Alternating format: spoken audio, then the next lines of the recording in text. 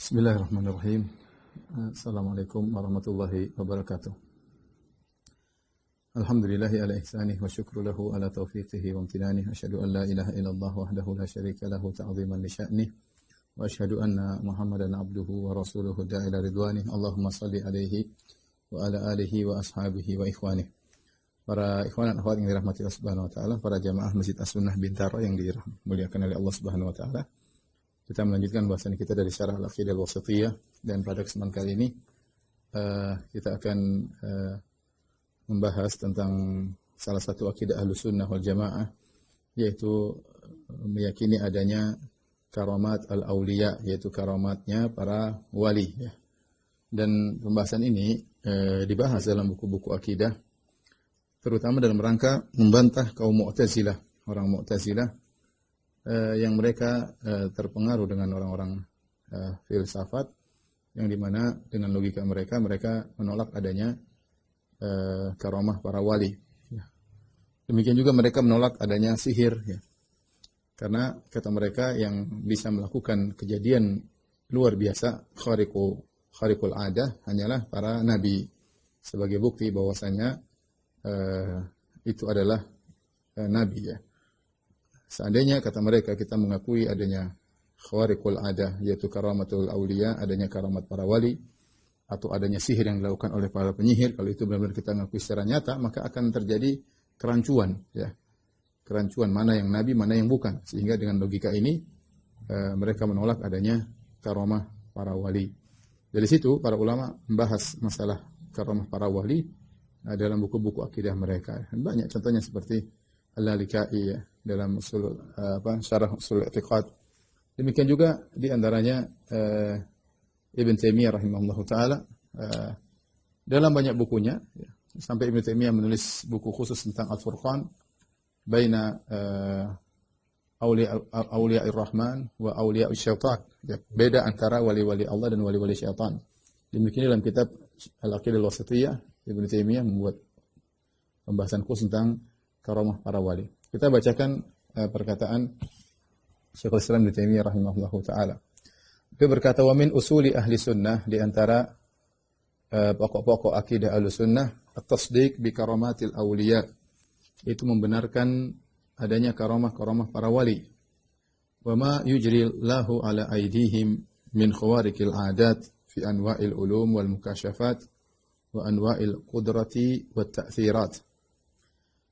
Kita mengimani apa yang Allah jalankan melalui tangan-tangan para wali berupa kejadian-kejadian luar biasa dalam berbagai macam ilmu, kemudian al-kashf, mukasyafat, yaitu dibukanya tabir, kemudian wa anwa'il qudrah, berbagai macam kemampuan, dan ta'thirat, yaitu kemampuan untuk beri pengaruh, ya.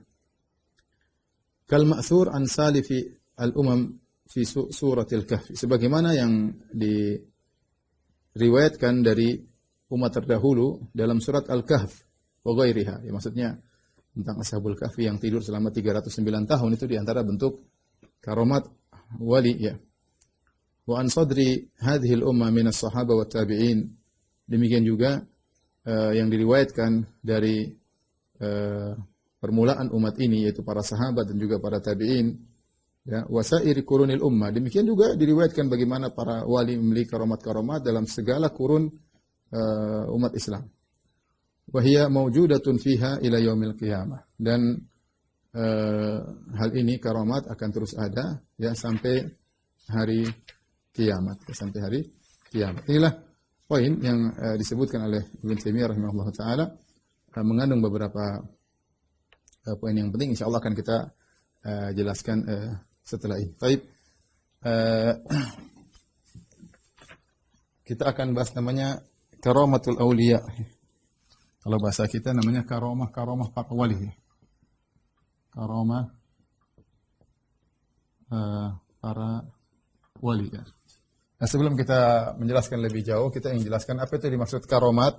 Karamat adalah bentuk pemuliaan Allah kepada hamba-hambanya, ya. Allah memuliakan hamba-hambanya. Wa may yuhinillahu fama lahu min mukrim. Siapa yang Allah hinakan, Allah tidak akan muliakan. Fa ammal insanu idza mabtalahu fa akramahu.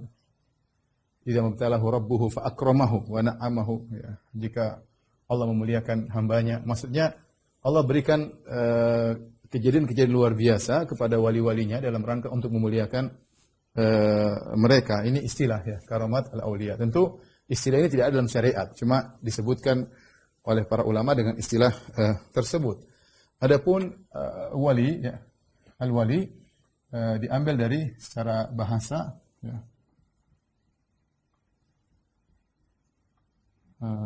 Diambil dari al-walayah ya.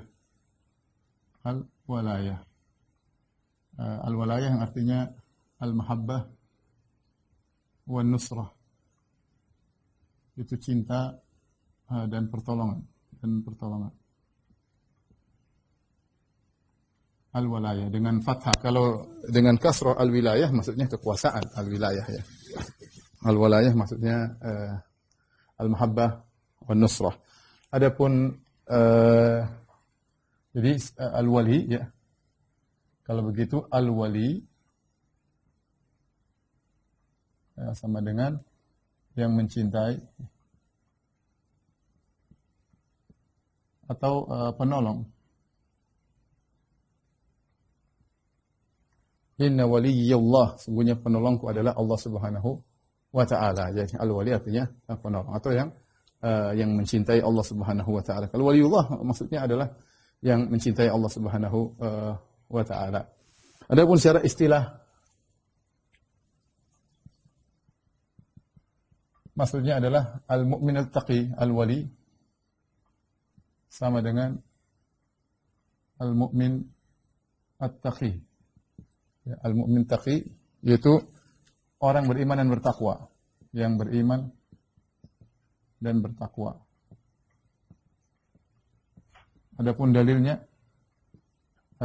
firman Allah Subhanahu wa taala,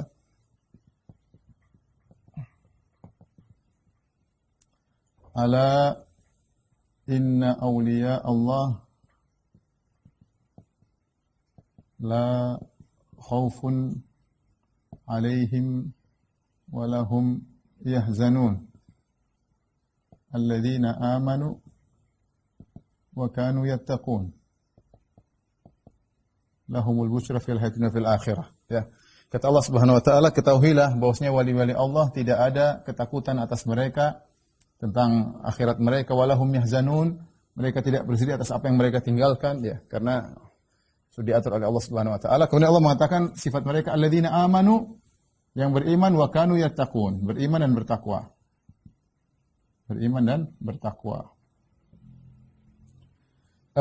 Kemudian juga dikuatkan dalam hadis Nabi sallallahu alaihi wasallam, hadis qudsi dalam Sahih Bukhari.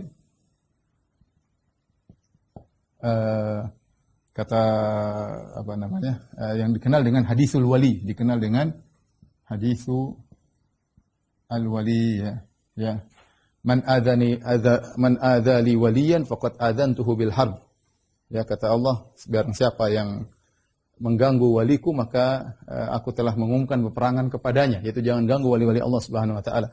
Kemudian Allah menyebutkan tentang bagaimana cara menjadi wali ya. Yaitu dengan melakukan perkara-perkara yang wajib ya. Kemudian perkara-perkara yang sunnah, kata Allah Subhanahu wa taala, wala yazalu 'abdi yataqarrabu ilayya bin nawafil hatta uhibbah. Ya. Fa idza ahbabtuhu kuntu sam'ahu alladhi yasma'u bihi wa basarahu alladhi yubsiru bihi wa yadahu allati yabtishu biha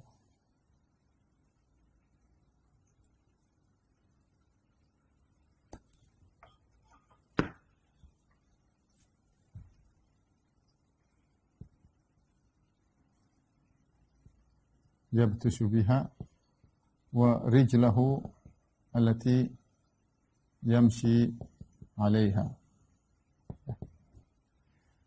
Senantiasa hambaku mendekatkan dirinya kepadaku dengan perkara-perkara yang sunnah sampai aku mencintainya, hatta uhibbahu. Dia senantiasa mengiringi perkara sampai aku mencintainya. Fa idza ahbabtuhu, kalau aku sudah mencintainya, kata Allah, kuntu sam'ahu alladhi yusma'u bihi, aku menjadi pendengarannya yang dia mendengar dengannya. wa basarahu alladhi yubsiru bihi, aku menjadi penglihatan yang dia melihat dengannya, wa yadahu allati yabtishu biha, aku jadi tangan yang dia mukul dengannya, wa rijluhu allati yamshi 'alaiha, aku menjadi kakinya yang dia berjalan dengannya, ya. Dalam sebagian riwayat wa qalbahu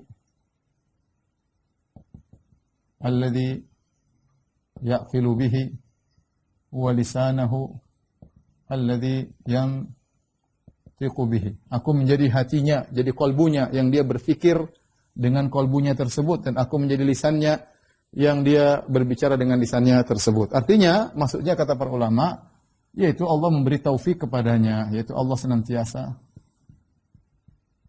senantiasa membimbingnya.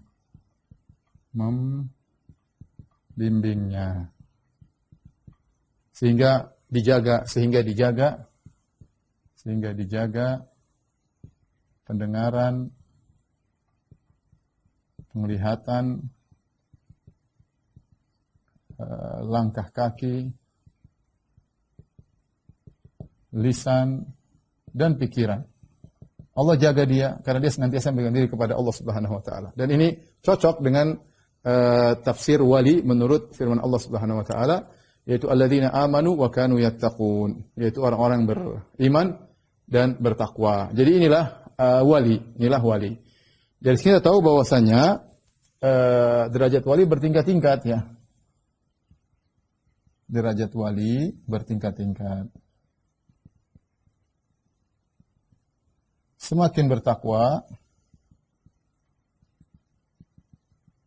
semakin tinggi kewaliannya. Oleh karenanya, dari sini kita tahu kalau ada wali ternyata tidak seperti ini, bukan wali seperti wali ternyata bermaksiat, wali ternyata malah enggak sholat, wali ya macam-macam lah, telanjang misalnya, ya ini enggak benar, wali gila, wali majdzub, ini enggak benar, itu bertentangan dengan Al-Quran dan hadis Nabi sallallahu alaihi wasallam. Bahkan ada bentuk seperti perendahan terhadap syariat. Bagaimana wali yang dicintai oleh Allah kok gila? Ya, kok gila? Ini kan dicintai Allah kok gila, ya. Enggak, apakah Allah menghinakan yang hamba yang Allah cintai seperti itu? Dan apakah ada contoh dari zaman para sahabat yang mereka super wali kemudian gila dan sinting, ya? Nah, tentu tidak ada, ya. Mereka adalah hamba-hamba Allah yang mulia, yang menjaga pembicaraan mereka, yang menjaga sikap mereka, bukan seperti orang-orang yang gila sekarang dianggap sebagai wali. Baik. Ini definisi wali. Adapun karamah, ya. Karamah maksudnya pemuliaan Allah kepada walinya. Maksudnya yaitu berupa khawariqul adah. Khawarik yaitu merobek, al-adah maksudnya adalah kebiasaan. Kalau bahasa kita merobek kebiasaan, maksudnya sama dengan kejadian luar biasa. Kejadian di luar kebiasaan, yaitu luar biasa, kejadian-kejadian luar biasa. Itu namanya khawariqul adah, ya. Ini karamatul auliya. Baik. Masalah khawariqul adah, masalah kejadian luar biasa, ada 3 model. Ada 3 model kemungkinan kejadian luar biasa, ya. Khawariqul adah,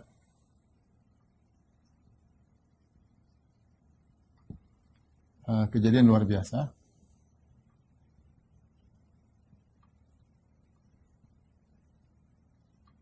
Ada 3 model, ya. Yang pertama disebut dengan al-ayat. Al-ayat atau orang bilang al-mu'jizat dari para nabi.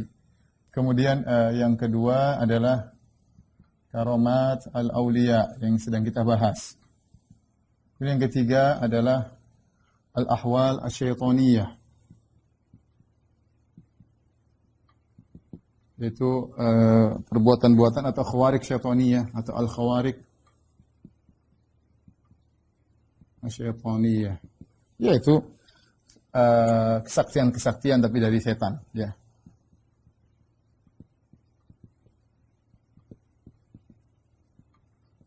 Baik, inilah 3 hal tiga hal ya.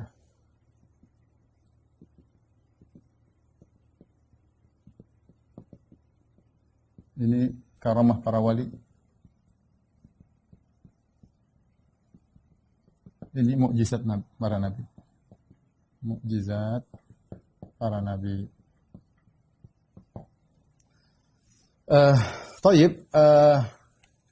Kita akan membahas perbedaan antara al-mukjizat dengan karamatul auliya, kemudian kita bedakan lagi dengan al-ahwal asyaitaniyah ya. Adapun perbedaan utama mukjizat ya.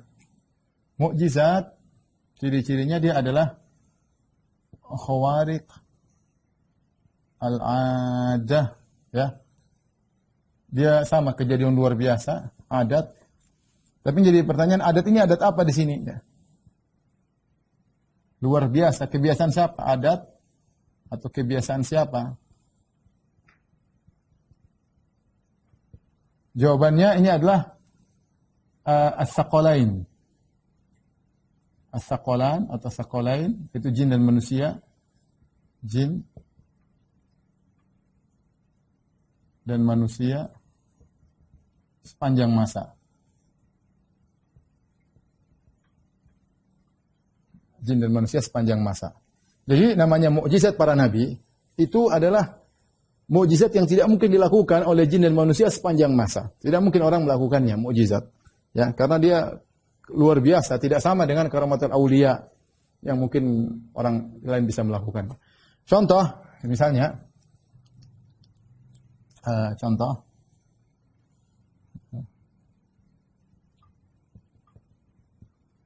contoh misalnya Insyiqaqul qamar, terbelahnya bulan. Terus lalu nyambung lagi. Lalu sambung lagi. Iqtarabatis sa'atu wa syaqqal qamar, kata Allah Subhanahu wa taala, di antara mukjizat ayat ya. Ayat dari Nabi Muhammad sallallahu alaihi wasallam. Contohnya seperti Al-Qur'an. Awalam yakfihim anna anzalna 'alaikal kitaba yutla 'alaihim. Tidakkah cukup bagi mereka kami turunkan kepada mereka Al-Qur'an yang dibacakan kepada mereka. Sampai sekarang enggak ada yang bisa datangkan seperti Al-Qur'an, ya. Yang dia bukan syair, bukan sesuai dengan tata cara syair, dan dia bukan nathar, bukan seperti narasi, bukan, ya. Dia bukan narasi, dia bukan syair. Ini suatu model baru yang luar biasa, yang balaghahnya sangat tinggi, yang tidak mampu orang-orang Arab yang pakar bahasa bisa mendatangkan seperti Al-Qur'an. Dan mukjizatnya banyak. Bahkan Suyuti kalau nggak salah nyebutin sekitar puluhan sisi mukjizat Al-Qur'an dari sisi Al-Qur'an itu sendiri ya. Banyak sekali. Ini makanya Allah Subhanahu wa taala menantang, "Wa in kuntum fi raibin mimma nazzalna ala 'abdina fa'tu bi suratin min mithlihi wad'u syuhada'akum in kuntum min dunillahi in kuntum shadiqin." Kata Allah, jika kalian ragu tentang apa yang kami turunkan kepada Al-Qur'an, datangkanlah surat sepertinya, seperti Al-Qur'an. Datangkan, panggil semua pembantu-pembantu kalian untuk bisa membuat seperti Al-Qur'an. Kemudian juga Allah mengatakan, "Qul la in ijtama'atil insu wal jinnu ala ya'tu mithli hadzal Qur'an la ya'tuna bimithlihi walau kana ba'dhum li ba'dhin dhahira." Katakanlah seandainya seluruh manusia dan jin ya berkumpul bersatu padu untuk mendatangkan sebesar Al-Qur'an, mereka tidak bakalan mampu. Jin dan manusia tidak bakalan mampu. Apakah jin manusia bisa membelah bulan sambung lagi? Enggak bisa. Belahnya enggak bisa, gimana lagi nyambungnya? Membelahnya enggak bisa, lagi nyambungnya. Apakah jin dan bisa bersatu padu membuat seperti Al-Qur'an? Enggak bisa. Contoh lagi seperti mengeluarkan onta yang bunting ya dari batu. Coba ini mukjizat Nabi Saleh. Siapa yang bisa bikin? Mau satu jin, satu dunia kumpul, tukang sihir kumpul enggak bisa bikin. Onta dalam batu keluar tiba-tiba sudah bunting, buntingnya sudah 10 bulan. Ntar lagi melahirkan ini dari mana suaminya, kemudian lahir di mana, kemudian kok tiba-tiba bunting, kok keluar dari batu. Kalau keluar dari air mungkin ada onta kabur masuk air keluar, atau keluar dari hutan, ini keluar dari batu yang bukan merupakan sumber kehidupan, tapi bisa keluar onta yang sangat menakjubkan. Ini contoh adalah hal yang tidak mungkin bisa dilakukan oleh jin dan manusia seluruh sampai kapanpun tidak mungkin bisa. Contoh lagi misalnya tongkat. Tongkat kayu bisa berubah jadi ular. Hidup ya. Yang bergerak, yang besar. Nggak ada yang bisa bikin. Nggak ada. Yang ada halusinasi, tukang sihir bisa bikin. Makanya kenapa para penyihir Fir'aun langsung masuk Islam? Karena mereka melihat ini Musa bukan buat sihir. Padahal sihir mereka hebat. Allah mensifati sihir mereka dengan mengatakan, Saharu a'yunan nas. Mereka telah mensihir seluruh penduduk kota Mesir. Semuanya yang dia tersihir. Bahkan Musa pun tersihir. Yukhayyalu ilaihi min sihrim anha tas'a. Dikhayalkan kepada Musa seakan-akan itu ular beneran, bergerak. Padahal tidak, padahal hanya halusinasi. Kata Allah, wastarhabuhum. Mereka bikin orang ketakutan. Waja'u bisihrin azim. Mereka datang dengan membawa sihir yang hebat. Tapi begitu Musa bikin tongkatnya benar-benar jadi ular, ini bukan sihir. Tidak tahu penyihir kecuali penyihir. Gampang. Jadi mereka tahu ini bukan ilmu sihir. Mereka bertahun-tahun, puluhan tahun jadi ahli sihir. Mereka tahu ini bukan sihir. Sehingga mereka beriman kepada Nabi Musa alaihissalam. Ya. Di antara mukjizat contohnya, nggak usah jauh-jauh, mukjizatnya Nabi Yusuf. Ya kita bilang tampannya oke lah, nggak ada yang menyamai tampannya Nabi Yusuf ya. Tapi ini mungkin bukan mukjizat ya.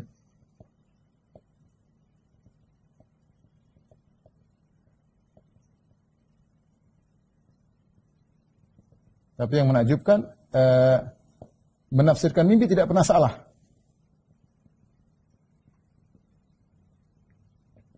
Tidak pernah salah. Tidak pernah salah. Nabi Yusuf alaihissalam ketika diutus di zaman yang orang lagi bangga-banggaan bisa menakwilkan mimpi, bangga-banggaan. Ya. Sampai akhirnya raja mimpi dengan suatu mimpi yang tidak bisa ditakwil oleh semua orang. Ya. Ini arasabu abaqaratin simanin yakuluhunna sabuan ijaf. Aku melihat 7 sapi gemuk dimakan oleh 7 sapi kurus dan seterusnya. Yusuf ternyata bisa mimpi dan ini tepat. Kalau nafsir mimpi tidak pernah salah. Kenapa? Karena Allah yang ajarkan. Ya. Walinu'allimahu min ta'wilil ahadits. Kata Allah, kami ajarkan dia cara menafsirkan mimpi. Di antara mukjizat Nabi Yusuf alaihissalam. Dan ini mukjizat Nabi Isa. Ya. Nabi Isa menghidupkan yang mati.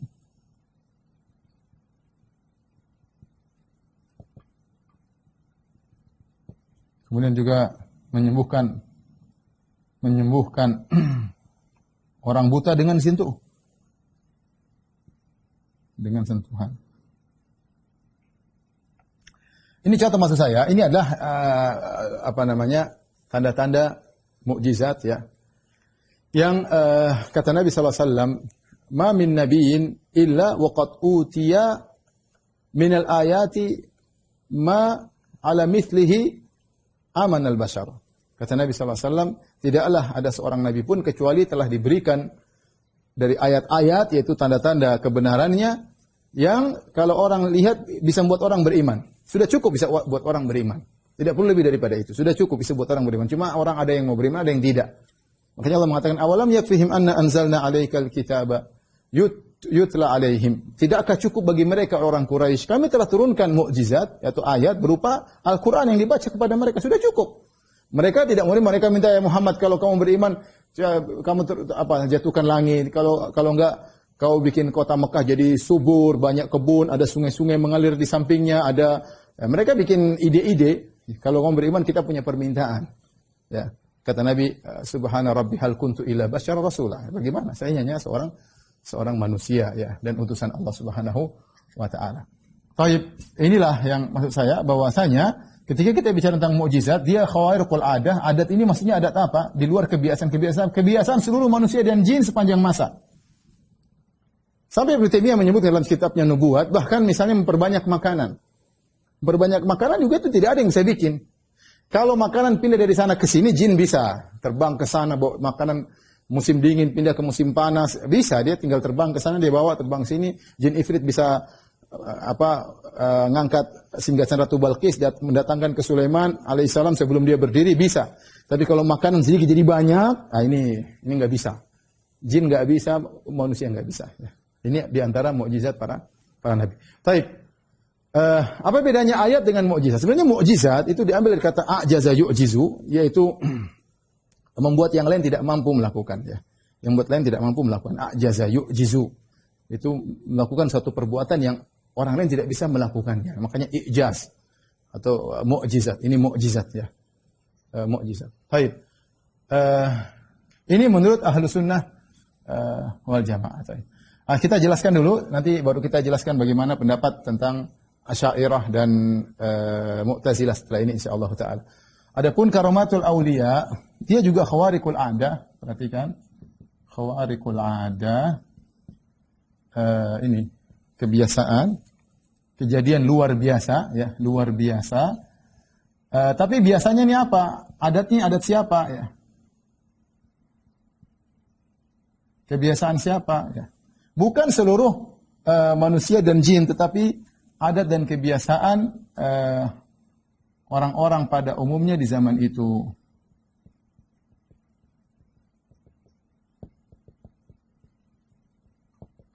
Intinya tingkatannya lebih rendah daripada mukjizat. Intinya tingkatannya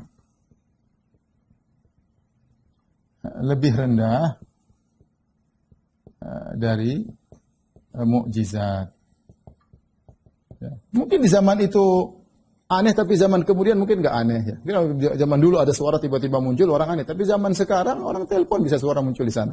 Artinya dia tidak setinggi mukjizat, tidak setinggi mukjizat ya. Adapun al-ahwal asy-syaitaniyah, maka dia sama, dia juga khawariqul adah ya, kejadian luar biasa.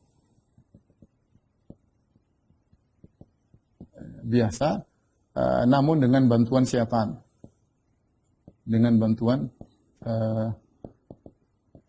syaitan ya, dengan bantuan syaitan.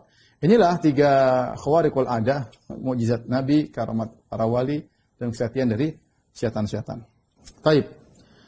Adapun al-mukjizat ya, al-mukjizat bisa berkaitan dengan ini bagiannya, bisa berkaitan dengan kemaslahatan untuk pembenaran sang nabi ya, seperti Al-Qur'an. Kalau kalian ragu tentang Muhammad, datangkan Al-Qur'an semisal yang diturunkan kepada Muhammad. Ini contohnya tantangan, namanya mukjizat, ditantang. Ya, ini berarti mukjizat Allah berikan berkaitan dengan kemaslahatan pembenaran kepada nabi. Tasdiqun nabi. Allah turunkan mukjizat agar kalian tahu bahwasanya Muhammad adalah seorang nabi. Ya, seperti insyiqaqul qamar, rembulan terbelah. Ya, ini buktikan bahwasanya dia seorang nabi. Ya, tadi diantaranya tadi Al-Qur'an. Ada juga mukjizat muncul karena kemaslahatan syariat, seperti Rasulullah SAW mukjizatnya naik ke Sidratul Muntaha, kemudian mendengar sholat 5 waktu karena ada maslahat syariat, pensyariatan sholat 5 waktu. Dan sering pula mukjizat berkaitan dengan kemaslahatan orang lain, kemaslahatan banyak orang, seperti Nabi SAW, orang-orang tidak bisa wudu, Rasulullah SAW keluar air dari tangannya. Ya. Bayangkan tangan bisa keluar air sehingga orang berwudu. Kemudian makanan yang dikumpulkan tiba-tiba jadi tidak habis-habis ya. Ini contoh mukjizat berkaitan dengan kemaslahatan orang lain. Contoh Ali bin Abi Thalib ketika matanya sakit, berjalan sampai dituntun, matanya penuh dengan artinya tidak bisa melihat, maka fabasaqa, Rasulullah SAW meludahi matanya, kemudian apa kata perawi? Fabari'a ka'allam yakun bihi waj'un. Maka dia pun tiba-tiba sembuh seakan-akan tidak ada pernah sakit sebelumnya, itu sembuh tanpa ada tanda-tanda merah. Kalau mungkin sembuh ada apa namanya? Tahapan-tahapan dari merah kemudian mulai enggak. Ketika Nabi meludah kepada Ali bin Abi Thalib, matanya langsung sembuh tanpa ada tanda merah sama sekali. Tanpa ada tanda merah sama sekali. Sehingga Ali bin Abi Thalib sembuh tanpa ada bekas sakit sama sekali ya. Itu tadi berarti mukjizat itu ada beberapa kemaslahatan, kemaslahatan. Baik. Dari sini kita ingin membedakan antara mukjizat dengan karamatul aulia ya. Apa bedanya antara mukjizat dan karamatul aulia? Yang pertama sudah kita jelaskan, perbedaannya adalah kalau mukjizat tingkatannya tinggi, dia berkaitan dengan kejadian luar biasa yang tidak mampu dilakukan oleh jin dan manusia sepanjang masa. Adapun karamatul aulia, dia kejadian luar biasa tapi pada umumnya cuma di zaman itu saja ya, berkaitan dengan orang di zaman, dan kedudukannya lebih rendah daripada mukjizat. Kemudian yang kedua, mukjizat ya. Mukjizat terkadang ada tantangan untuk orang bisa melakukannya, seperti Al-Qur'an ditantang, siapa yang bisa mendatangkan seperti Al-Qur'an. Adapun karamat aulia tidak ada tantangan. Tapi saya akan bikin tabel ya, tapi tunggu dulu ya. Kita lanjutkan dulu ya sebelum kita bikin tabel. Karamatul aulia, Ibnu Taimiyah dalam Aqidah Wasithiyah mengatakan, yaitu fi anwa'il ulum wal mukasyafat wa anwa'il qudrat wa ta'sirat. Dia mengatakan bahwasanya karamat aulia ada beberapa model. Model-model karamah.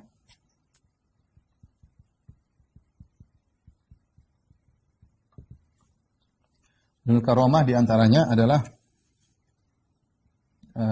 al-mukasyafat, ya. Al-mukasyafat. Yaitu dibuka tabir.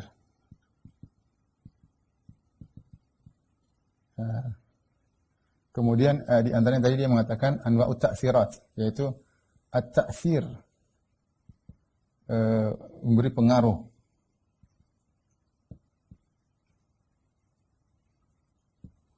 Kemudian di antaranya tambahan sebagian ulama adalah al-istighna an hajatin nas, yaitu cukup tidak perlu dengan kebutuhan manusia pada umumnya.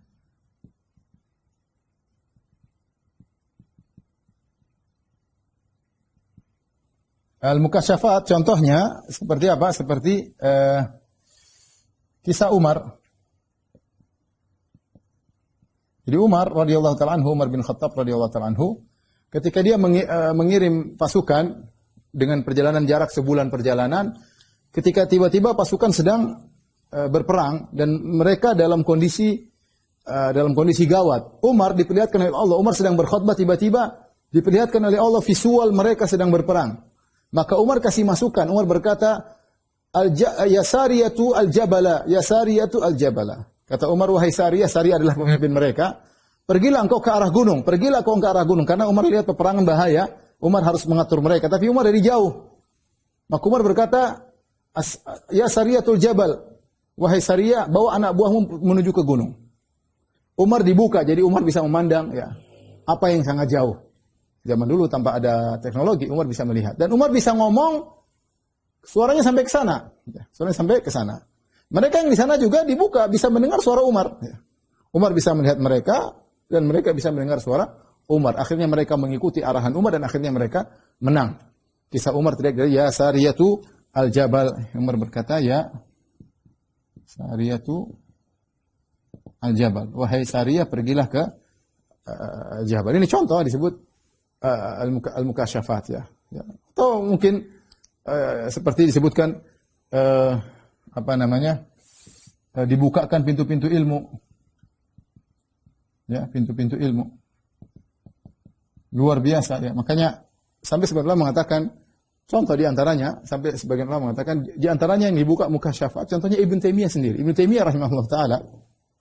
Ini saya mencintai Ibnu Taimiyah rahimahullah. Saya tidak berlebihan kepada beliau, tapi beliau memang menakjubkan. Ibnu Taimiyah rahimahullah taala meninggal dalam waktu usia masih muda, tapi meninggalkan buku yang begitu banyak yang luar biasa ya, yang menunjukkan ketinggian ilmu beliau dalam masalah apapun, dalam masalah fikih, dalam masalah akhlak, dalam masalah akidah.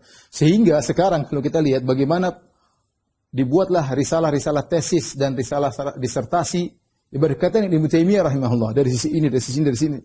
Saya dulu waktu nulis tesis tentang Ibnu Taimiyah, artinya mempelajari buku Ibnu Taimiyah, kemudian saya rangkum dalam sebuah buku yang sekarang sudah dicetak alhamdulillah. Itu kalau tidak salah saya waktu itu risalah ke 180 sekian. Jadi sudah ada 180 orang sebelum saya yang pelajari Ibnu Taimiyah dari sisi ini, dari sisi ini, dari sisi ini, itu sudah berapa tahun yang lalu. Masih ada terus orang selalu membuka ilmu Ibnu Taimiyah tentang ininya, tentang anunya, sampai, dan itu tidak terjadi pada ulama yang lain. Kalau kita belajar, kita membuka tentang judul-judul tesis dan disertasi berkaitan dengan seorang alim tertentu, tidak akan kita dapatkan seperti judul tesis dan disertasi berkaitan dengan Ibnu Taimiyah. Karena bisa dibahas dari banyak hal. Sehingga sebagian ulama yang mengatakan bahwasanya itu al-mukasyafat, ilmu yang Allah bukakan kepada Ibn Taimiyah rahimahullah dalam waktu yang singkat dia punya ilmu yang sangat luar biasa ya. Enggak jauh-jauh lihat muridnya saja Ibnu Qayyim, begitu hebatnya Ibnu Qayyim baru muridnya Ibnu Taimiyah. Makanya Ibnu Hajar mengatakan rahimahullah, kalau Ibnu Taimiyah tidak punya kebaikan kecuali Ibnu Qayyim sudah cukup, la kafa. Ya, dia mengatakan ketenaran Ibnu Taimiyah lebih tenar daripada matahari atau apa. Tapi dia mengatakan seandainya Ibnu Taimiyah tidak punya kebaikan kecuali muridnya Ibnu Qayyim, maka sudah cukup rahimahullahu taala. Ini contoh bahwasanya ada orang dengan ketakwaannya Allah bukakan ilmu yang luar biasa. Ya. Makanya Ibnu Taimiyah kalau dia sudah tidak paham suatu dia istighfar, astagfirullah, astagfirullah, astagfirullah, sampai Allah bukakan ilmu bagi dia. Ini contoh itu adalah karamah. Contoh bicara masalah ta'thir, karamah tentang ta'thir. Ta'thir mungkin kita bisa bagi dua. Ta'thir syar'i, pengaruh berkaitan syariat.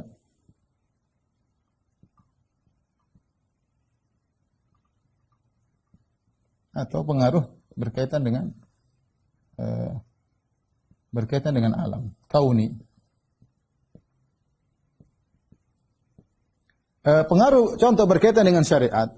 Sebenarnya mencontohkan seperti Ibnul Jauzi. Ibnul Jauzi rahimahullahu taala, sampai Ibnul Jauzi beliau disebutkan kalau tidak salah 100.000 orang dapat hidayah lewat dia. Ini kita bicara zaman dulu ya. Yang tidak ada, mungkin sekarang mungkin ada orang yang hebat dengan teknologi dan yang lainnya, dengan medsos. Tapi kita bicara Ibnul Jauzi yang zaman dahulu ya, teknologi tidak ada tapi 100.000 orang dapat hidayah gara-gara dia. Terus dia mengatakan lagi 20.000 orang masuk Islam lewat dia. Bayangkan 20.000 orang, bukan jumlah sedikit zaman dulu ya. 20.000 orang masuk Islam gara-gara Ibnul Jauzi. Ini contoh dia punya pengaruh dalam syariat ya. Dan banyak ulama begitu punya tulisan tadi luar biasa, punya pengaruh dalam syariat. Kalau menyerangkan dengan luar biasa bisa dipahami ya, dan lain-lainnya. Itu di antara karamah ya. Kemudian contoh karamah berkaitan dengan alam. Ya, contohnya seperti apa? Seperti Abu Muslim Al-Khawlani, dia pernah ditangkap kemudian dimasukkan di api dan dia tidak terbakar. Dia tidak terbakar. Ya. Dia tidak terbakar dan Allah yang berkehendak dia tidak terbakar. Contohnya Khalid bin Walid. Khalid bin Walid ketika ada seorang kalau tidak salah Persia ingin lihat bagaimana hebatnya Khalid kemudian minum racun. Akhirnya orang itu masuk Islam kalau tidak salah ya. Minum racun dan dia tidak mati.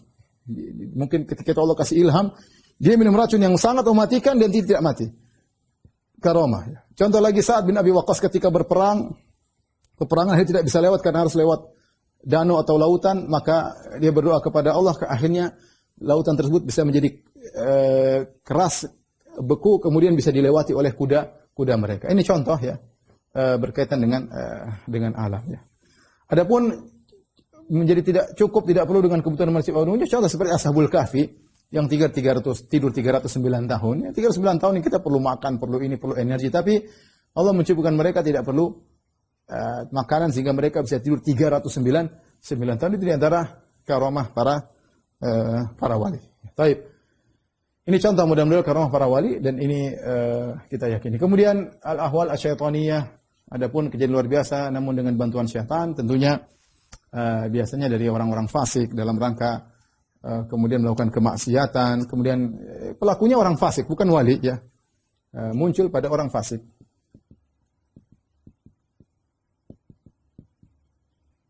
Pelaku maksiat. Ya, mungkin dia tidak sholat, tidak ya. Syaitan yang bantu dia. Syaitan bantu dia. Sampai Ibnu Taimiyah rahimahullah menyebutkan, dan ini sering kejadian, seseorang terlihat dalam dua tempat. Dan itu pernah dialami oleh Ibnu Taimiyah. Ada orang datang kepada Ibnu Taimiyah, kami melihat engkau di sana. Ibnu Taimiyah, dzaka syaitan yatamatsalu bi, itu syaitan niru-niru aku. Sampai Ibnu Taimiyah menyebutkan ada orang beristighosa dengan dia masih hidup. Dia tidak dengar sama sekali. Tapi datang Ibnu Taimiyah nolong dia. Itu jin. Agar orang terjerumus dalam kesyirikan. Beristighosa kepada Ibnu Taimiyah, datang Ibnu Taimiyah membantu dia. Ternyata jin. Ibnu Taimiyah tidak tahu tentang hal tersebut. Dan itu bukan karamah, itu adalah syaitan yang ingin menjerumuskan manusia. Contoh, jadi banyak hal syaitan membantu. Penyihir misalnya bisa ini, bisa bisa ini ya. Syaitan punya kemampuan. Makanya Al-Laits berkata, jika kau melihat ada orang berjalan di atas air ya, maka jangan dulu sampai kau timbang apakah dia berada di atas Al-Quran dan Sunnah. Kemudian Imam Syafi'i berkata, qassara Al-Laits, masih kurang. Bahkan kalau kau lihat dia terbang di udara, maka jangan dulu kau benarkan sampai kau timbang amalannya di atas Al-Quran dan Sunnah. Ya, kalau ada lihat orang melakukan keajaiban, belum tentu dia wali. Bisa jadi wali syaitan. Coba cek dulu, bisa jadi wali syaitan. Ya. Tapi ini tolong dihapus. Kita masih bahas tentang perbedaan antara mukjizat, karamat, dan ahwal syaitani. Tapi kita akan bahas tentang perbedaan antara mukjizat, ya, kemudian karamah dan kesaktian syaitan, ya. Tapi yang pertama, ya, kalau mukjizat tentu pelakunya, ya, kepada nabi atau rasul. Kali ini kepada wali. Ini kepada penjahat, ya, pada fasik, pelaku maksiat. Baik. Kemudian yang pertama, ya. Kemudian yang kedua, ya, bahwasanya mukjizat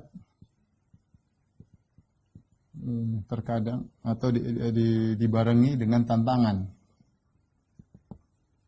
Tahaddi, tantangan dalam bahasa Arab, tahaddi.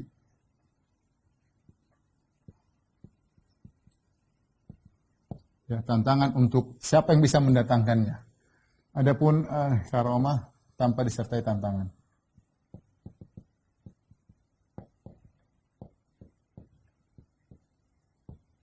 Kalau kesaktian kadang-kadang jangan ganggu, ya, kadang-kadang perkataan jangan ganggu, ya. Takut hilang ilmunya, ya. Seperti pemain sulap, kadang-kadang mereka seperti itu, jangan ganggu, ya, ya. Tapi di antaranya perbedaan juga mukjizat sebabnya karena kenabian. Karena kenabian, itu tidak perlu diusahakan. Tidak perlu diusahakan. Ya, ya. Jadi maksudnya karunia dari Allah. Ya.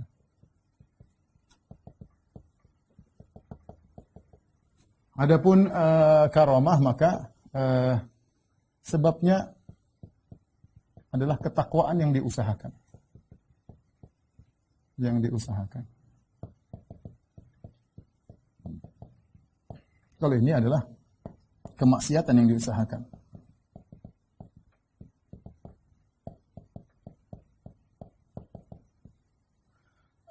Kalau mukjizat ada konsekuensi, harus membenarkan. Harus membenarkan. Harus dibenarkan maksudnya. Kalau tidak dibenarkan kafir. Jika tidak kafir, ya. Kalau ada yang tidak membenarkan Al-Quran, maka dia kafir. Adapun karamah tidak ada konsekuensi.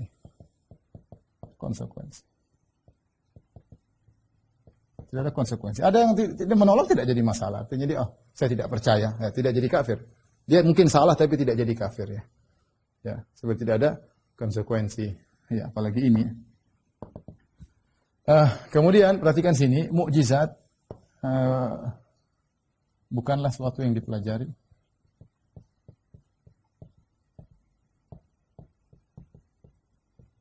Sama, ini juga karamah tidak bisa dipelajari. Karamah tidak bisa dipelajari. Tidak bisa. Kalau ada yang mengatakan mau karamah belajar gini, puasa gini, nggak benar. Sa'ad bin Abi Waqqas bisa melewati laut menjadi seperti tanah tanpa belajar. Khalid bin Walid minum racun, tidak ada ilmu tertentu untuk belajar. Enggak ada Abul Muslim Khawlani dimasukkan dalam api, tidak terbakar, tidak ada ilmu pelajari. Allah yang kasih seperti itu. Adapun kalau ini dipelajari, bisa dipelajari, ya, karena ilmu setan, ya. Ya, ilmu setan. Kemudian di antara perbedaan mukjizat dengan karamah dan kesaktian, bahwasanya mukjizat atas kehendak Allah. Ya. Itu Allah yang kasih, Allah yang kasih. Bukan kehendak sang nabi. Bukan kehendak sang nabi.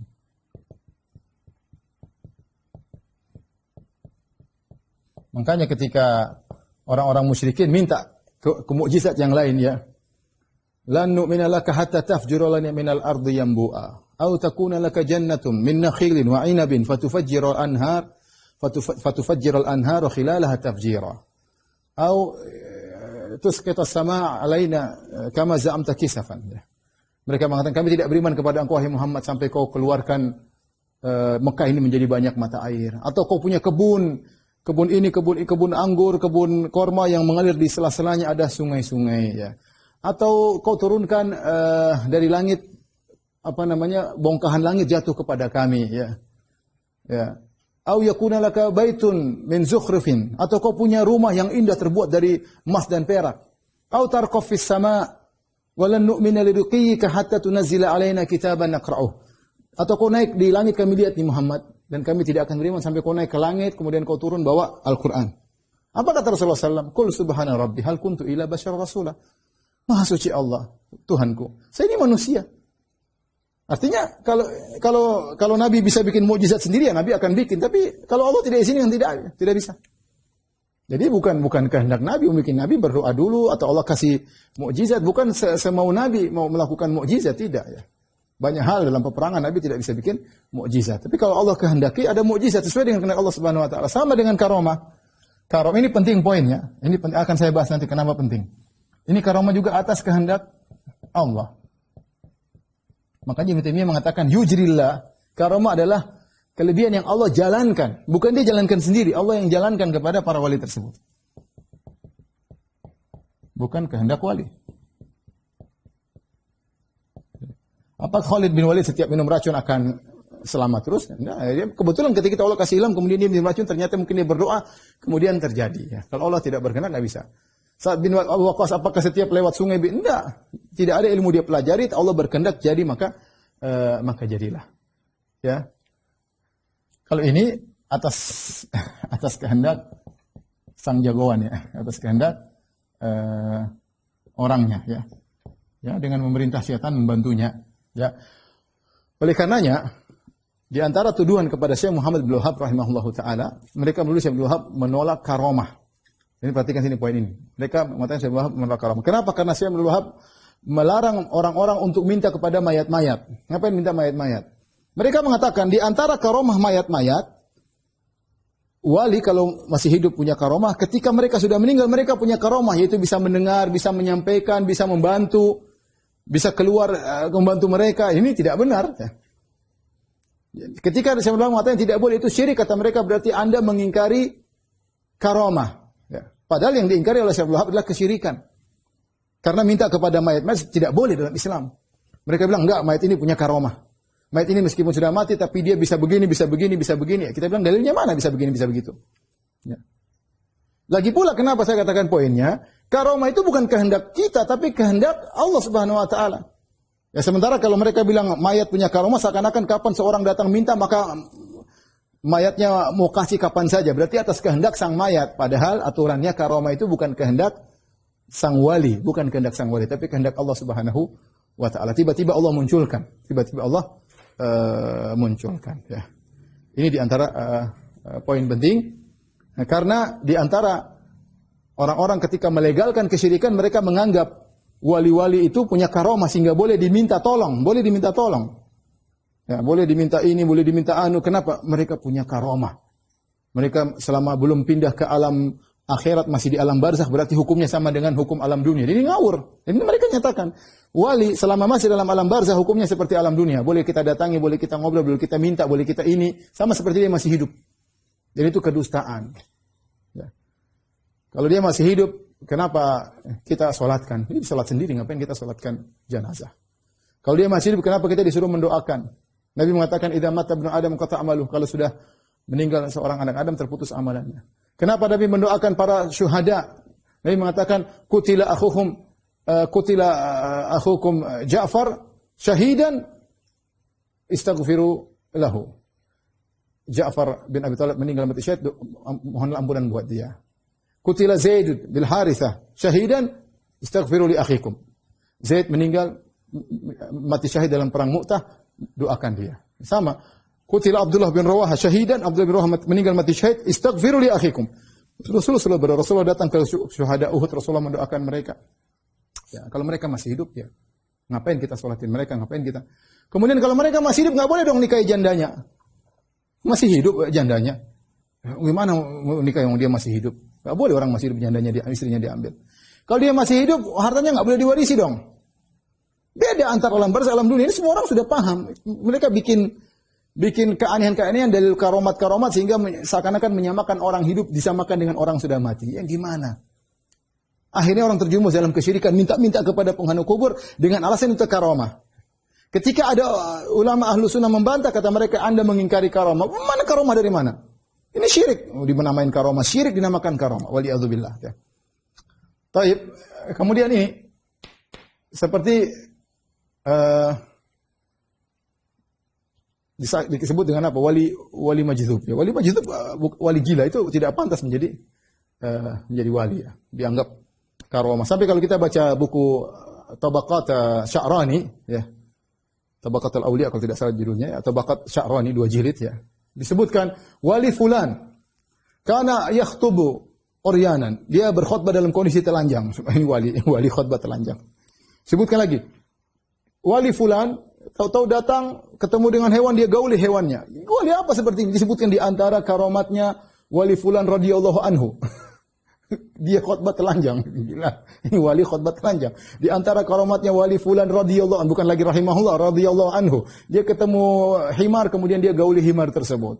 Dia ngeri, berjalan setahun telanjang bulat. Kemudian di antara karomat wali fulan, dia baca ayat-ayat yang kita tahu bukan Al-Quran. Loh, kok dianggap wali baca ayat bukan Al-Quran? Ya, mungkin dia langsung dari Allah, tidak perlu lewat Nabi Muhammad SAW. Jadi aneh-aneh, ngawur semuanya ya. Ngawur semuanya ya. Apalagi di sana ada namanya, kita panjang lagi namanya khutmatul awliya. Ya, kita nggak usah bahas lah. Tapi intinya, inilah hal-hal yang perlu kita ketahui antara mukjizat, karamah dan kesaktian. Baik. Apa akidah Asy'ariyah dan Mu'tazilah? Jadi sudah saya singgung di awal ya. Asy'ariyah tidak terlalu parah kesalahannya ya. Yang parah adalah Mu'tazilah. Mu'tazilah mereka menolak karamah aulia, menolak karamah. Kemudian juga menolak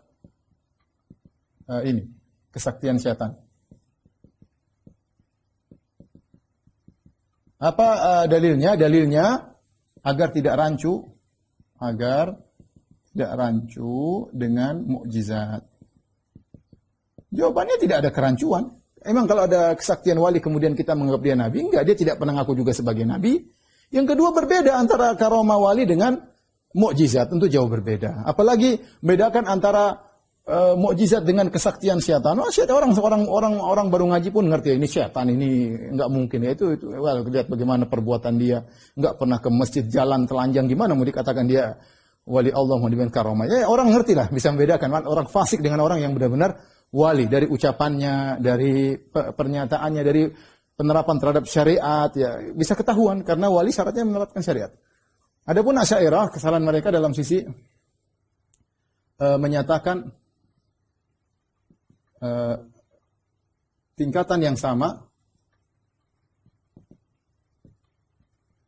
antara karamah dan mukjizat.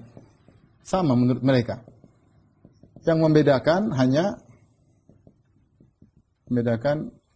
hanya mukjizat disertai dengan tantangan, dengan tahaddi.